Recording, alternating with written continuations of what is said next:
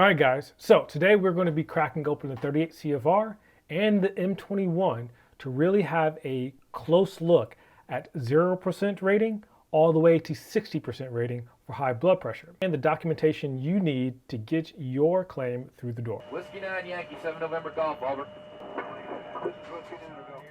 So we can all agree that high blood pressure rating for the VA is crazy. When it comes to the actual qualifications for each rating, it is an absurd amount when it comes to your diastolic and systolic readings from a blood pressure reading.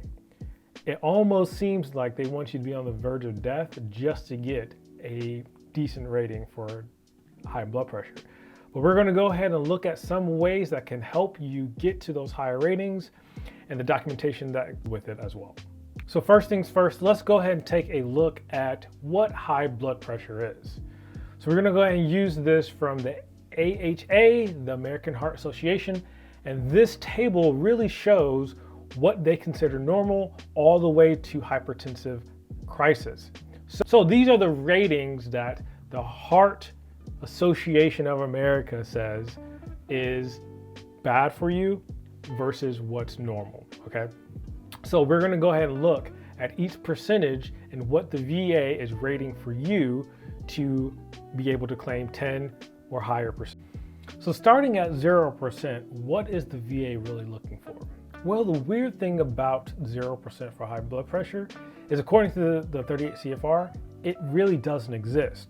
But if we look at the M21, which is the manual for raters and what they are going to use as far as criteria to rate you at a certain percentage, they actually have notes within their M21 that dictates what 0% is. Let's go and take a look at that. So looking at the M21, we're going to read some of the notes at the very bottom and then kind of Quentin Tarantino this, okay?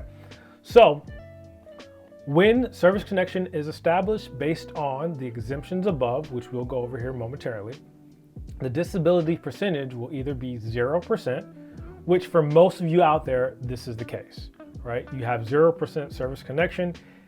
That means you either pursued it during the PACT Act presumptive claims, or during your military service, you have been identified of having elevated or stage 1 hypertension, which you didn't when you came in, so they gave you 0% because you have not reached the next level, which is 10%, which we'll go over here momentarily, or 10% depending on whether or not the predominant diastolic pressure was 100 or more.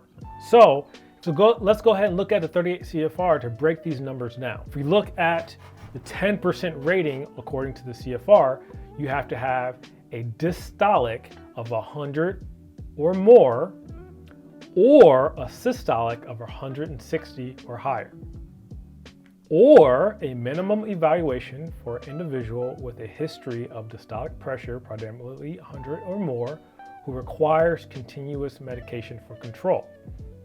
So that means if you are on medication currently and your diastolic is not at 100 or more, but it was at one point, you still qualify for that 10%. So let's go ahead and look back at the M21 and look at these exemptions that the VA has stated as being a part of the evaluation process. Okay, so let's just say we're at 10% and we have 100 diastolic, we have 160 systolic. High, and we're on the verge of dying, but it's okay, we're gonna get 10%. But these numbers have some exceptions.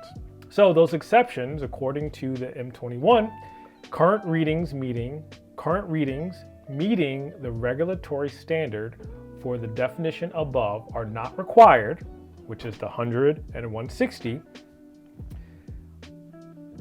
are not required if the competent evidence shows a diagnosis of hypertension or insulated systolic hypertension currently controlled by medication, and a past competent diagnosis was made in service. based on manifestation of blood pressure readings to a compensable degree within the presumptive period as provided in the 38 CFR.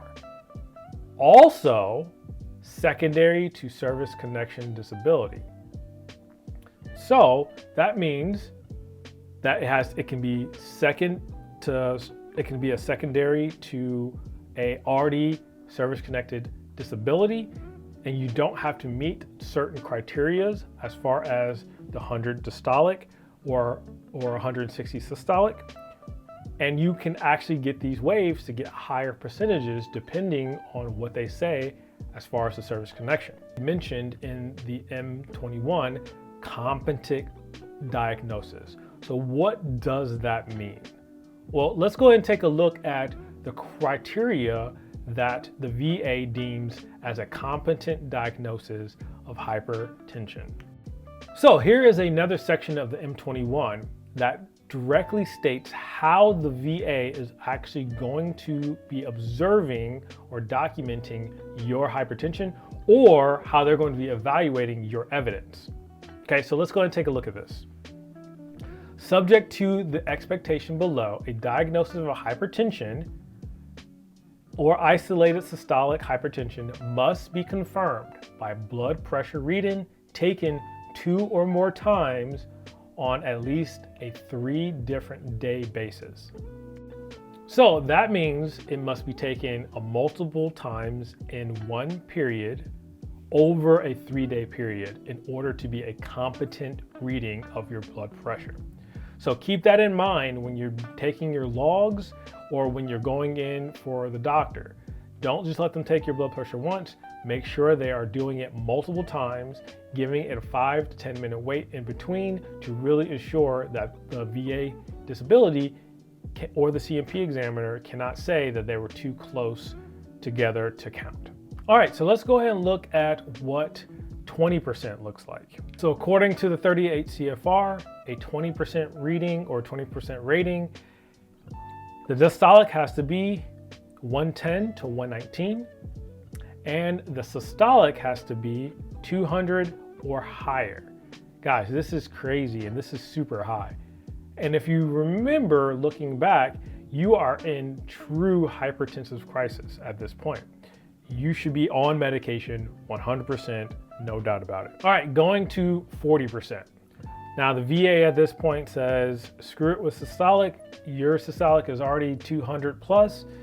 We don't need you to be killing over, but they're looking at diastolic only at this point now. So your diastolic is 120 or higher in order to get a 40% rating.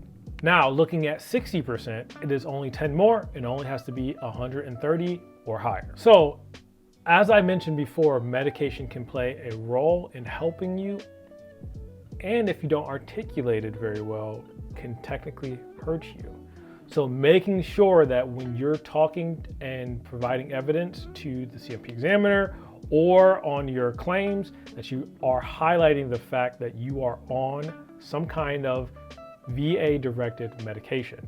Well, it doesn't even have to be VA mandated. It just has to be medication in support of maintaining a good level of blood pressure.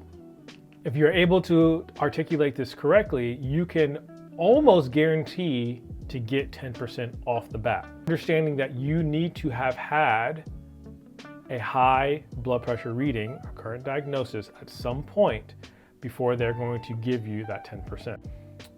Okay, so let's go ahead and talk about a few things that will help you expedite this claim. Okay, so let's go ahead and break it out on the list. We have medical record, in-service docs. If you have them, make sure that you are highlighting the fact that you came into service with no high blood pressure, and then you left the service with high blood pressure. And again, with the new PACT Act, a lot of the high blood pressure is a presumptive condition now. So if you have current high blood pressure diagnosis, and you have been in the specific geographical locations that's laid out in the PACT Act, you can go ahead and submit your claim. Current exams, very, very important.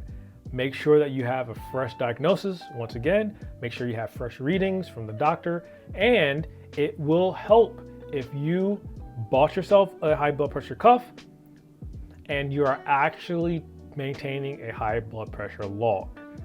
I know these logs are monotonous. You already have one for your headaches, you already have one for your tinnitus, and now you're creating one for high blood pressure. But guys, this is very important because it's going to give credence to the symptoms that you're having for high blood pressure. So not only are you providing this to your doctor, but you can actually submit this as supplemental evidence for your claim as well. So I know this seemed like it was a little bit everywhere because we have to jump from 38 CFR to the M21 to the AHA. But guys, if you are really trying to get this high blood pressure as a service-connected condition, you need to be able to look at these documents and really understand what they are looking for, what the role that medication plays, what the role of exemptive readings look like, all of which can be seen in the M21.